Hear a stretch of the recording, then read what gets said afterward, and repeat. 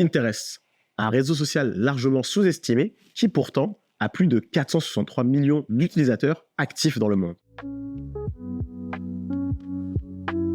Si tu vends des formations ou du contenu en ligne, c'est une plateforme qu'il ne faut absolument pas sous-estimer. Quand on sait utiliser cette plateforme à bon escient, en fonction de sa niche et de comment on package son offre, on peut avoir des effets surpuissants en termes d'acquisition et de génération de ventes. Alors dans cette vidéo, je vais t'expliquer étape par étape comment vendre des formations grâce à la puissance de Pinterest. Étape numéro 1, il faut bien évidemment toujours se concentrer sur sa cible, sur sa niche. À qui est-ce que tu vends? Quelles sont leurs intentions de recherche? Qu'est-ce qu'ils cherchent en général pour trouver une formation comme la tienne? Parce que c'est grâce à ça, les intentions de recherche, que tu sauras comment bien cibler les personnes qui veulent tes formations. Prenons un exemple concret.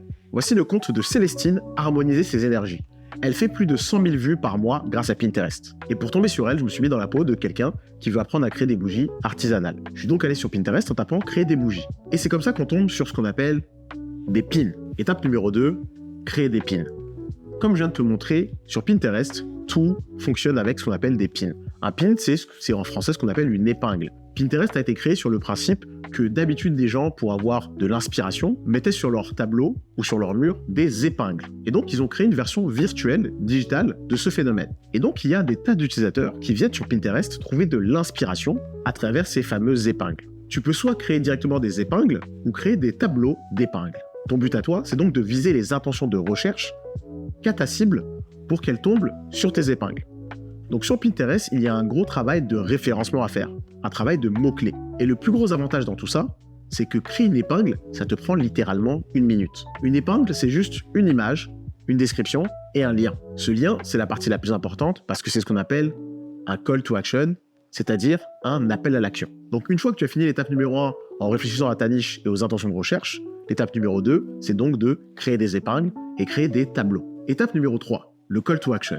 La partie la plus importante quand les gens vont te découvrir grâce à tes épingles ou grâce à tes tableaux, c'est de créer un bon appel à l'action qui va pouvoir convertir ces visiteurs, cette audience, en prospects et par la suite en clients. Alors tu as 3 stratégies très différentes que tu peux faire. La stratégie numéro 1, c'est de créer du contenu comme épingle, qui est du contenu éducatif, qui apprend à faire quelque chose. Et donc ton appel à l'action va aller en général vers un blog ou un tutoriel. Dans ce blog ou ce tutoriel, il est très important que tu aies un autre appel à l'action pour enregistrer le lead, c'est-à-dire un contact, soit un email, soit un numéro de téléphone ou autre, pour te permettre de discuter avec la personne plus tard. Tu peux aussi directement mettre dans ce tutoriel ou ce blog un appel à l'action vers une page de vente. Mais dans cette première stratégie, ce qu'il faut, c'est éduquer cette cible pour lui donner confiance. La stratégie numéro 2, c'est que tu peux plutôt renvoyer vers une ressource privée, ce qu'on appelle un lead magnet. Parce que contrairement au cas numéro 1, tu donnes directement un contenu qui est accessible. Et c'est dans ce contenu que tu vas avoir envie que les gens s'inscrivent.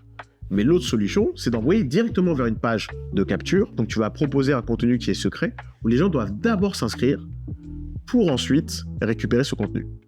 Il y a par exemple des sites comme clapaudience.fr qui sont spécialisés là-dedans et qui sont nickel parce que ça te permet de créer différents lead magnets. La stratégie des lead magnets est d'autant plus efficace que, comme tu vas avoir des leads, tu vas pouvoir créer par exemple une newsletter ou créer une séquence email pour chauffer cette base d'utilisateurs avant d'essayer de lui vendre quelque chose. C'est très important parce que quand les gens achètent quelque chose à quelqu'un, soit ils achètent parce qu'ils ont vraiment confiance, soit parce qu'ils ont un besoin urgent. C'est pour ça que l'étape des lead magnets peut être vraiment intéressante pour créer ce lien de confiance. La stratégie numéro 3 consiste à créer des pins qui envoient directement vers ta page de vente. Ça, je ne le conseille que si tu as une page de vente qui est bien fournie, qui explique clairement les besoins et les problèmes de tes utilisateurs. Et il faut quand même que ce problème soit un problème assez urgent pour ta cible, pour que, en tombant sur ta page de vente, elle puisse se décider à acheter directement ou pas. Soit on va jouer sur un problème qui est très urgent, soit sur quelque chose qui est très abordable. Parce que notamment, quelque chose par exemple qui coûte cher, il n'y a que très peu de gens qui vont tomber sur ta page de vente et mettre directement leur carte bancaire. Quand tu vends quelque chose de cher, il vaut mieux mettre plusieurs étapes et notamment un peu de temps avant de présenter ton offre, ou mettre quelque chose de gratuit comme un appel, alors que quand tu vends quelque chose de moins cher, la stratégie de mettre directement sa page de vente peut effectivement être efficace. Étape numéro 4, la quantité. Alors comme tu l'as compris, les gens vont faire des recherches sur Pinterest, tomber sur des pins, cliquer sur ton pin, ensuite aller sur ton appel à l'action qui mène vers soit un article de blog, soit un tutoriel, peu importe. Et comme je te l'ai dit de l'autre côté, créer des pins prend très peu de temps. Un pin, c'est vraiment comme faire un post Facebook. C'est très rapide. Le plus important, c'est que toi, tu as une idée claire de ce que tu vas donner comme contenu à travers tes pins. Le gros avantage de Pinterest, c'est du coup que tu peux créer plein de pins qui redirigent vers les mêmes contenus, mais qui vont juste avoir des titres ou des images de couverture différentes. D'ailleurs, maintenant dans Pinterest, on peut aussi créer de la vidéo. Si tu es à l'aise en vidéo ou si tu as déjà des vidéos utilisables, tu peux aussi poster des pins vidéo. Néanmoins, aujourd'hui, la majorité des gens continuent d'aller sur des images sur Pinterest. Donc tu as un grand allié avec toi qui consiste à faire de la quantité. Il y a des gens par exemple qui font 2 pins par jour, c'est-à-dire 10 à 14 pins par semaine. Il ne faut pas que tu aies peur de noyer ton audience, tout simplement parce que les gens qui tombent sur toi, ils tombent sur toi grâce à de la recherche. Ce n'est pas comme un réseau social où les gens tombent sur ton contenu parce qu'ils sont abonnés. Ce n'est pas comme une newsletter où tu peux avoir peur d'envoyer trop d'emails. Créer beaucoup de pins, ça ne te portera que rarement préjudice, car justement au contraire, le but, c'est d'essayer d'apparaître le plus possible sur les recherches des gens. Donc la quantité est un élément clé pour que la stratégie de Pinterest soit utile. Attention à viser les bons mots-clés, à faire des images qui donnent envie de cliquer et à mettre les bons appels à l'action. Étape numéro 5, analyser ses résultats et ajuster sa stratégie. Une fois que tu as fait toutes les étapes précédentes, c'est très important d'analyser si ces étapes t'ont apporté des résultats. Bien évidemment, il faut être patient, rigoureux, parce que les résultats vont mettre un peu de temps à apparaître.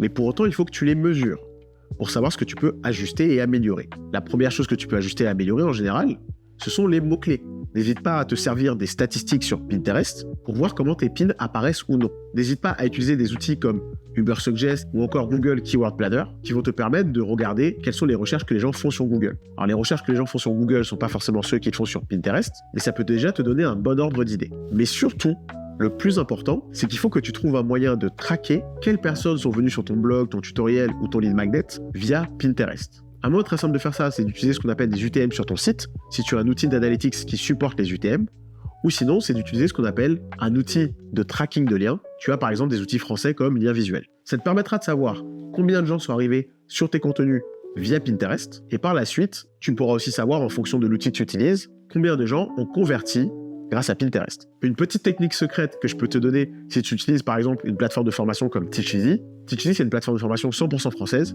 qui te permet de créer et gérer des formations de manière hyper simple. Il y a un éditeur très simple à utiliser qui te permet de créer des formations ludiques et engageantes pour tes apprenants. Mais une fonctionnalité secrète de Teacheasy qui peut te permettre de traquer l'efficacité de tes ventes très simplement, c'est que dans Teacheasy, tu peux créer ce qu'on appelle ton propre programme d'affiliation. Donc tu peux permettre à tes élèves de faire la promotion de tes formations avec un lien qui leur est associé. Cette fonctionnalité a un double effet pour toi. L'effet numéro 1, c'est que tu peux aller chercher des élèves à toi ou même des affiliés en général qui vont faire la promotion de tes formations via leur propre Pinterest. Et grâce à ça, tu pourras savoir quel affilié a généré combien de ventes grâce à ces liens sur Pinterest.